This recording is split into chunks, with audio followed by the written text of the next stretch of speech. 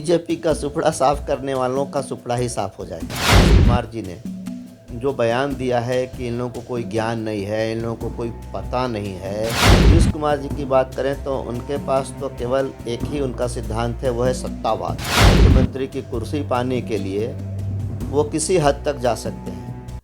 नमस्कार, आप देख रहे हैं लाइव सिटीज। मैं हूं आपके साथ सौरभ राज। अमित शाह लगातार बिहार जा रहे हैं और बिहार बीजेपी के अंदर जान फूंकने की कोशिश कर रहे हैं। लेकिन मुख्यमंत्री नीतीश कुमार का कहना है कि वो अमित शाह को, बीजेपी को नोटिस नहीं कर रहे हैं और अमित शाह जो बोल रहे हैं वो झूठ बोल रहे हैं। मेरे साथ बीजेपी सांसद सुशील सिंह हैं।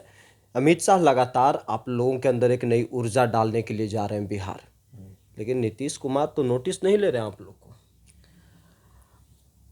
बिहार की जनता नोटिस ले रही है और बिहार की जनता के नोटिस लेने से कुछ भी होता है राजनीति में। कोई और नोटिस लेता है कि नहीं लेता, इसकी नोटिस अमित शाह जी या हम लोग नहीं लेते। हम लोग जनता के लिए हैं, जनता के सेवक हैं और जनता की चिंता करते हैं। हम लोगों का नोटिस हमारे आदरणीय प्रधानमंत्री नरेंद्र मोदी जी की एक अपील पे पूरा देश तिरंगा लहराता है या दीपक जलाता है या थाली बजाता है कोरोना से लड़ने के लिए। तो हमारे जो नेता हैं उनकी विश्वसनीयता जनता के अंदर है, जनता के मन में वो बैठे हुए हैं। इसलिए चाहे नरेंद्र मोदी जी हों, प्रधानमंत्री जी या अमित शाह जी हों, हम लोगों की चिंता जनता की है और जनता हमारा नोटिस लेती है। और कौन लेता है नहीं लेता है ये, इससे हमने कोई मतलब नहीं।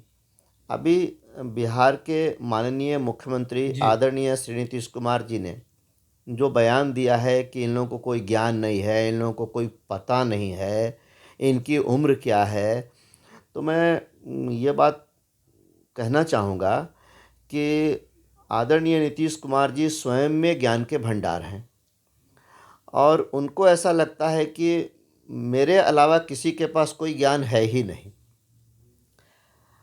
यदि उनके पास ज्ञान होता, उनको ये पता होता पहले से कि बीजेपी एक सांप्रदायिक पार्टी है, उनको ये मालूम होता कि आज़ादी की लड़ाई में किन किन लोगों ने हिस्सा लिया, किन लोगों ने नहीं लिया। यदि उनको ये जानकारी होती कि महात्मा गांधी की हत्या का आरोप किन लोगों के ऊपर लगा, यदि उनके पास ये जानकारी होती कि जेपी के संपूर्ण क्रांति के आंदोलन 1974 के आंदोलन में किन लोगों ने शिरकत किया था, किन लोगों ने नहीं किया था, तो मुझे लगता है कि शायद नीतीश कुमार जी भारतीय जनता पार्टी के साथ तालमेल नहीं किए होते।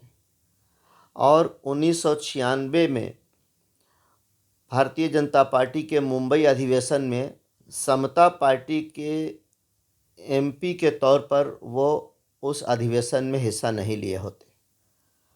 शायद नीतीश कुमार जी 2000 में, 2005 में, 2010 में और 2020 में तो मात्र 43 विधायकों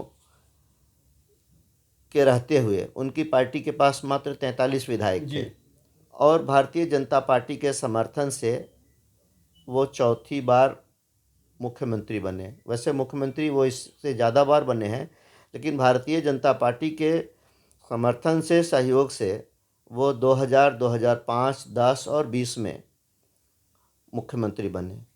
तो क्या उनको ये पता नहीं था कि भारतीय जनता पार्टी के सिद्धांत क्या हैं, भारतीय जनता पार्टी की विचारधारा क्या है? अब जो ये बात बोलते हैं तो ये बड़ा हास्यास्पद है और अपने आप में बड़ा तथ्यहीन लगता है। वो तो लगातार कहते हैं कि आप लोग साजिश कर रहे थे, गठबंधन में रह कर के जेडीयू को तोड़ने की कोशिश कर रहे थे। जो गठबंधन 1996 से लेकर बीच के 1-2 साल छोड़ दें तो 2022 तक था, इतने दिनों तक उनकी पार्टी को बीजेपी ने मजबूत किया, बीजेपी के वोटर ने उनके उम्मीदवारों को जिताया, तब तो बड़ा अच्छा था। अब जब उनकी लोकप्रियता बहुत तेज़ी से घट रही है, उनकी क्रेडिबिलिटी, उनके प्रति जनता की धारणा और विश्वास बहुत तेज़ी से, उनका ग्राफ बहुत तेज़ी से गिरा, तब उनको लगता कि बीजेपी साजिश कर रही है। बीजेपी ने बहुत ईमानदारी से गठबंधन धर्म का पालन किया और जो वादा बीजेपी ने चुनाव में किया था उनके साथ या बिहार की जनता के साथ कि मात्र 43 विधायक उनकी पार्टी से जीते, बावजूद इसके अपने वादे को पूरा करते हुए भारतीय जनता पार्टी ने समर्थन दिया और वो मुख्यमंत्री बने। तो ये भी बात कि बीजेपी साजिश कर रही थी, तथ्य सामने है, जनता देख रही है, जनता फैसला करेगी कि बीजेपी ने हमेशा उनको मजबूत ही किया। बीजेपी ने हमेशा उनको अपने वादे के अनुसार, अपने शर्त के अनुसार या बिना शर्त के भी उनको मुख्यमंत्री के तौर पर पेश किया और मुख्यमंत्री बनाया भी। तो ये बात भी बिल्कुल निराधार और गलत है। लगातार महागठबंधन वाले कह रहे हैं कि लालू और नीतीश हाथ मिला लिए हैं, अब बीजेपी का सुपड़ा साफ हो जाएगा बिहार से। बीजेपी का सुपड़ा साफ करने वालों का सुपड़ा ही साफ हो जाएगा और ऐसा कहने वालों के पास केवल एक ही सिद्धांत है, वो है जातवाद का। और नीतीश कुमार जी की बात करें तो उनके पास तो केवल एक ही उनका सिद्धांत है, वो है सत्तावाद। सत्तावाद के सिद्धांत को पूरा करने के लिए, मुख्यमंत्री की कुर्सी पाने के लिए वो किसी हद तक जा सकते हैं और उनको किसी से परहेज नहीं है सत्ता पाने के लिए। जैसे वो वामपंथ से भी समर्थन लेते हैं जी, वो दक्षिणपंथ से भी समर्थन लेकर 4-4 बार मुख्यमंत्री बने। कांग्रेस का भी सहारा कई बार उन्होंने लिया, अभी भी ले रहे हैं। यहाँ तक कि चरमपंथ माले का समर्थन अभी उनको है, तो चरमपंथ से भी उनको कोई परहेज नहीं है। इसीलिए मैंने कहा कि उनका एक ही सिद्धांत है, वो है सत्तावाद। न तो उनको समाजवाद से लेना देना है, न तो चरमपंथ से, न तो वामपंथ से, न तो दक्षिणपंथ से, न कांग्रेस से। ऐन कैन प्रकारेण उनको मुख्यमंत्री की कुर्सी चाहिए। क्या उनको पता नहीं था कि भारतीय जनता पार्टी के विचारधारा क्या है और भारतीय जनता पार्टी का सिद्धांत क्या है?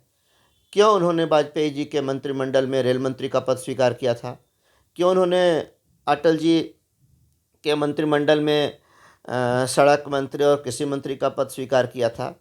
तो ये बातें अब बोलना बड़ा मजाकिया लगता है, बड़ा हास्यास्पद लगता है और सुनकर बहुत तकलीफ़ होती है कि जो आदमी जिसके सहारे राजनीति में कहाँ से कहाँ उठा, कहाँ से कहाँ गया, अब उस पार्टी को इस तरह से कोसना, उसकी आलोचना करना बहुत ही मतलब एक मूल्यों की राजनीति का तो कहीं नाम ही नहीं है।